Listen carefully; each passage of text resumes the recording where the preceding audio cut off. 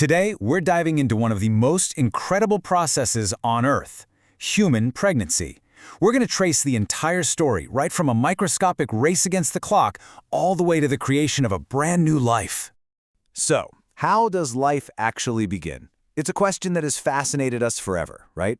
Well, the biological answer is a story of unbelievable timing, amazing cellular changes, and this intricate web of signals that, believe it or not, all kicks off with a sprint.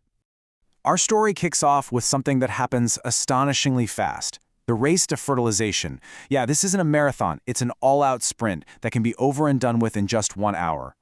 Okay, so take a look at this. This is basically the roadmap for those critical first few days.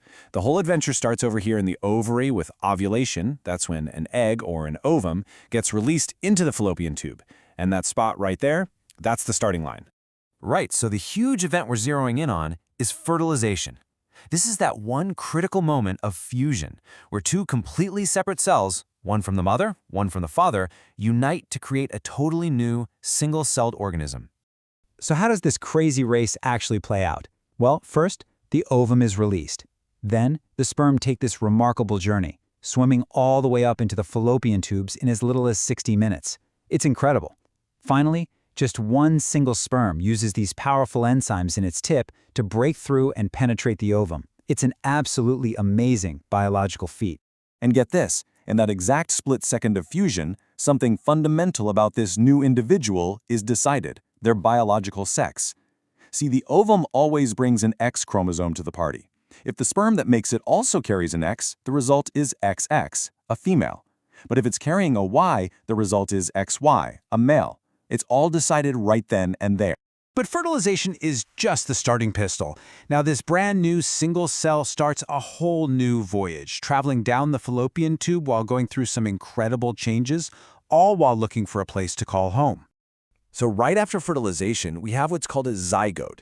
It's that first single cell with all the genetic info it needs. But it doesn't stay that way for long. It starts dividing, fast, transforming into what's called a morula, which is basically a tiny, solid little bundle of cells.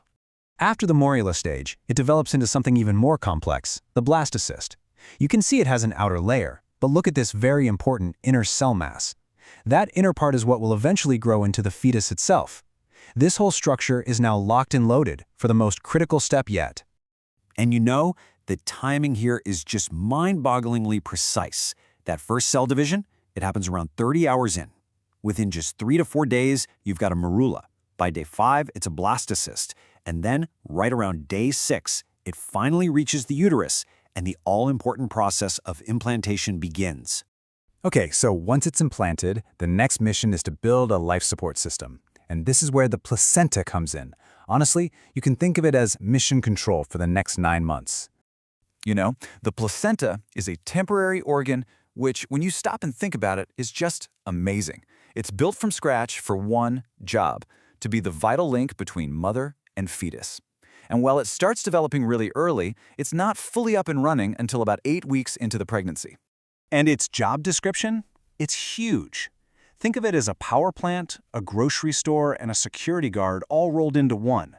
It delivers all the nutrients, gets rid of all the waste products, handles breathing by swapping oxygen and CO2, and it even protects the fetus from the mother's own immune system while giving it key antibodies. It does everything. And on top of all that, it's also a hormone factory, just cranking out these crucial chemicals that basically run the whole show, and makes estrogen and progesterone to keep the pregnancy going, among others. But I want you to pay close attention to that first one on the list, HCG. It's about to become very important. Because that one hormone, HCG, is the key. It's the secret to how we even know any of this is happening in the first place. So let's decode the chemical signal that pregnancy tests are designed to find. So yeah, how do you know? In those really early stages, there aren't any outward signs. The answer is all about detecting that hormone, human chorionic gonadotrophin, or HCG, which the new placenta starts pumping out almost right away. Now, this flowchart might look a little complicated, but the idea behind it is actually super clever.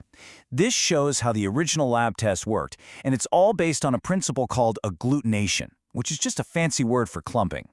Let me break it down for you. Okay, here's how it works. The test has these special antibodies that are designed to grab onto the HCG hormone.